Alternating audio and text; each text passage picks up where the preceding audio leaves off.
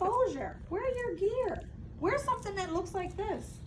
Really? You know, I catch people staring at me all the time, for men especially, and I'm like, oh, hey, how are you? You're reading my shirt?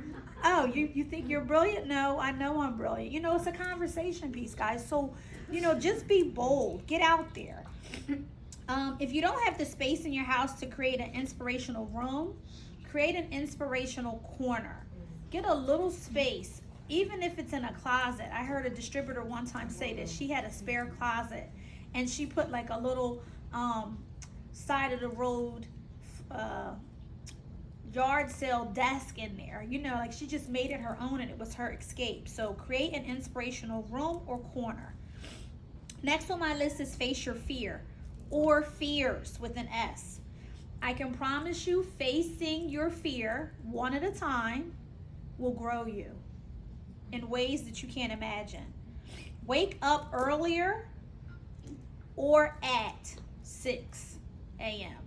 You know, this long sleeping and laying in the bed and hitting Zoom, that is not growing you. It is just awful. Now, for those of you who work overnight, I get that. You're just getting in at that time. But, like, we need to wake up earlier. It produces more productivity when we get up earlier. I'm up early now, friend. I haven't taken a nap in a long time. No naps? I mean, naps are good.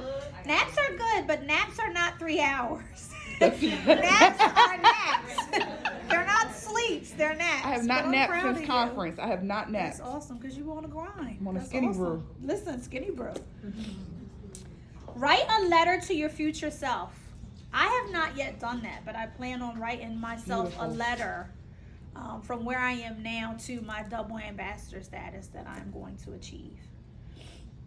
Do one thing that makes you feel uncomfortable daily, even if it's the same thing every day. If it's messaging a different fence sitter every day, that's what I like to call them, you know, the people that watch forever. If that puts like a lump in your throat, still do it. Do it every single day.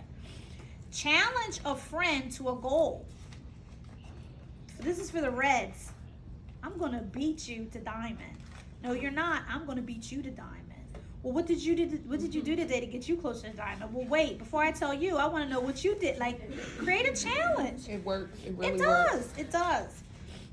Identify your blind spots. What triggers you? What makes you feel annoyed? What makes you feel weird? What makes you feel less than your worth? If you identify the blind spots or your triggers that are not positive, you can develop a pattern or behavior of avoiding them. Write down 3 friends, 1 in the business and 2 outside. Write down 3 family members who do not live under your same roof. Ask your colleagues, for those of you who are still on that time clock. Ask a supervisor and even some acquaintances for feedback on ways you can improve. That is a tough one. But it's real, guys. Like, what do you see in me that needs to get better? And then also, after they beat you up a little bit, ask them, what do they admire about you? What can you help them with? Because it should be always a give and a take. Get a daily, there's that word again, in bold, to-do list, or tighten up your current one. Stick to a journal daily. That's the second time I said that. Set goals that once you complete them, you feel like you're standing on the very top of the world. That's when you know you've set some pretty big goals. Like, for example, I'm back in the 700 club for my credit score after divorce and foreclosure, and I'm proud, and I talk about it. And I'm on my way back to 813 credit score that I had at 21 years old when I purchased my first home. I tell my story, guys. It's my story. Y'all see how excited y'all got? Y'all don't even know me, a lot of y'all. But I tell my story. Like, we have to get real. Like Nina said, or, you know, a few people, Leah was up here. You got to be real about your story because it's yours. And no one can tell it like you. Yeah. Recognize and address your flaws. We all have them. We all have them. Even if we hate them, we have them. What's the one thing that you've been meaning to do that you put off and put off and put off and put off? Shut up. It's getting done. Do it. Exactly. Learn from the folks who inspire you. What qualities do they embody that you desire? Forget the material things, guys. I'm talking about innermost self. Focus on that. In addition to that, what bad habits do you need to break? Lateness all the time. Biting your nails, it's gross. Your fingers are full of germs. Sleeping forever and forever. Procrastination, smoking, drinking, speaking down to other people. Failing to pray is a bad habit. Learn to deal with all different types of personalities. Google it. Especially how to deal with difficult people, because this is a skill that can carry you a very, very long way when you learn how to deal with different personalities. Ask 5 friends to teach you something that they do well. Ask 5 friends, what can you help them get better at? That's that exchange again. Become a person of influence, positive influence. Again, this is something that you can Google and start practicing whatever is suggested. The first step, though, to becoming a person of influence is treating people how you wish to be treated. Get a mentor if you don't have one, and get it fast. Some values in a good mentor are people who have the same or very similar shared values as you. People who are very open and willing to share, transparent, direct people. One who is always learning. You notice that they're always on the go. They're always learning something new. A good mentor has an encouraging spirit. However, they will still hold your feet to the fire when needed. Spend less time chatting and more time producing. Learn games that improve your analytics like chess. They increase your brain power.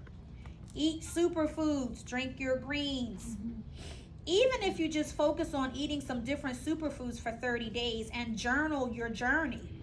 See how you feel at the end from March 1st to April 1st. Become friends with people who are in the top of their respective field. Like, who's the top real estate agent? Who's the top CPA in your area? Like, become friends with people who are determined to be the best at what they do and learn from them. Let go of the past. Forgive. Lord. Forgive, but remove access from whoever you're forgiving. Forgiveness is for you. It's not for them. It's liberating. Show kindness. Pay things forward. Give some loose change to someone homeless. You never know how they got there. Love your haters, because God asked us to love as He loves. It's tough, however, it's beneficial. And the first benefit is it no longer takes up space in your mind. This next one, turn the TV off, y'all, more and more. There is no BV in TV. Rid your limited belief type thinking. Think of it as options on a table. So many are striving for diamond. But what if on a table I had diamond? I'm a distributor. I had diamond, double, and like all the ranks from diamond up is all that was on this table. Quitting wasn't on the table. Not working wasn't on the table. And I had to choose something off the table. Like, or a big black hole was going to open up and suck me in. What would I reach for? Something that's there. If it's not there, if quitting's not there, you can't reach for it. If slowing down is not there, you can't reach for it. You don't want the hole to open, so you're going to grab something. Is that making sense? Yeah. Sometimes you need a visual. Work on self. It's the best project you'll ever work on, and it pays the highest dividends. I have a list of words that I want to share, guys, from March to December. March, work on your attitude. April, your influence.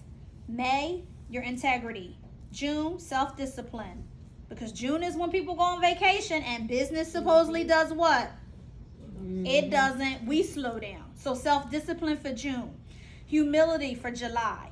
Connection for August. Because what they getting ready for? Harvest. The kids to go back to school. September is listening. October is ownership. November is intentionality. And December is goals. When good values are learned and lived, the value of the person increases and their value to others begins to rise. That's influence. When you become a better person, it helps the people around you to become better.